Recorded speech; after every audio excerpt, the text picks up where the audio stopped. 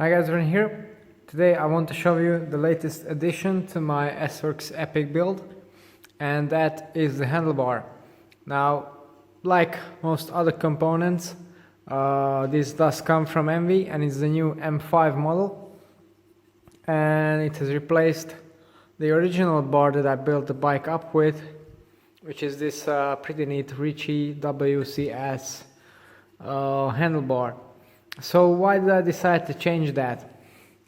Well, actually, I always intended to have the M5 bar, but unfortunately at the time when the build was finished it wasn't available, so I stuck to this one as a replacement, and then when it arrived I put the Enve on as it was intended originally. So what do you actually get with the Enve M5 bar? Well, it comes in this pretty neat little cardboard box, and also a set of stickers which you can customize to different bike builds. You have the Yeti turquoise color there, black, silver, green to match a Cannondale for example, etc. So plenty of options there. And the bar actually comes in a very wide 760mm width, which I wanted to test out. This bar has a 710mm width and a 5mm drop or rise depending on how you mount it, and the same goes for the Enve, but the thing is it comes as stock as a 760.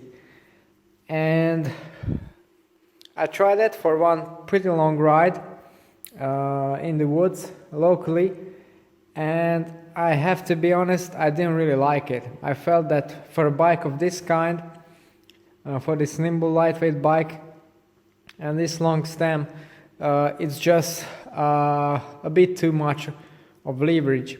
So I decided to cut down the bar according to the cut marks to the narrowest width, and that's the 720.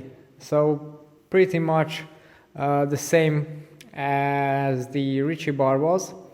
You definitely can't notice that 1 centimeter up or down, and so far it has been the ideal position for me. Another reason why I wanted to have the M5 bar on a mountain bike is because I have a very good experience on my road bike where I have the complete new SES Aero cockpit. I've shown you this in earlier videos, and I was quite amazed by how much comfort does it provide to the front end of the bike, and I was expecting something similar for the mountain bar. Well, I have to say the magic carpet ride didn't really appear on this product. Maybe it's because it's not paired with the super special Enve M5 stem, but the problem with that, of course, it doesn't come in a length and rise option that will suit my fit, which is pretty aggressive. So I don't want to say that the bar rides harsh. It's definitely stiff enough. It definitely has some compliance, but it's not the magic carpet or the super absorption I get from my SES Aero road bar compared to a standard bar. So yeah, the difference is not that great, but still it's a nicely finished bar. And actually Enve wheels are said to be super expensive. Well, they are, and that's because they are made in the US. The components aren't, so I think, if I'm right, they're outsourced.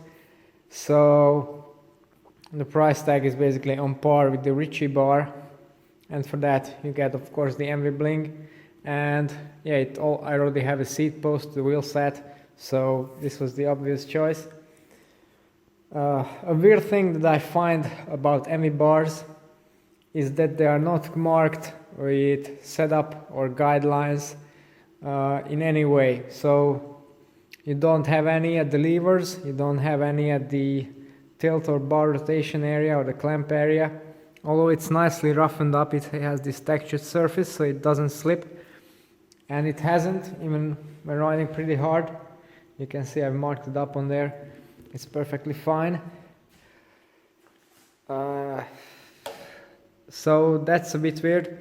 It also happens on the road bar where it's a bit more annoying actually, because the hoods are quite difficult to position that way. Weight wise, it's around 20 grams lighter than the Ritchie, I think. So around 160, 170 grams. I haven't measured it after cutting it, and then we don't provide weight information. It's not super light, but I'd rather take a bar that's more sturdy and more robust. There are 90 gram bars out there, but you know, that's not very good for my peace of mind, so I stick with the tried and true option. As for the sweep and tip, these are pretty much standard figures from other bars, and they just work. I've raced 4-hour marathon races on it, and it never gave me an issue. So overall, real nice high build quality, although I prefer the finish to actually match the seat post that they also make. So it's a full black matte finish with the gloss logo. This one is a bit different, but it's still pretty nice.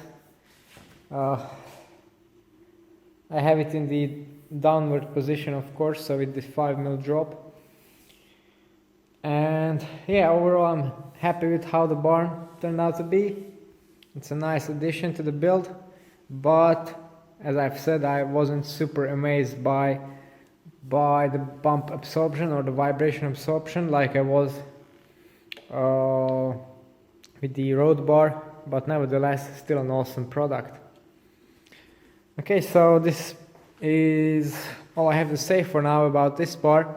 If you want to know more about the rest of the build, or perhaps some of my other bikes and the products that I use, then don't forget to tune into the channel and subscribe. It's all for today. Thanks for watching, and see you next time.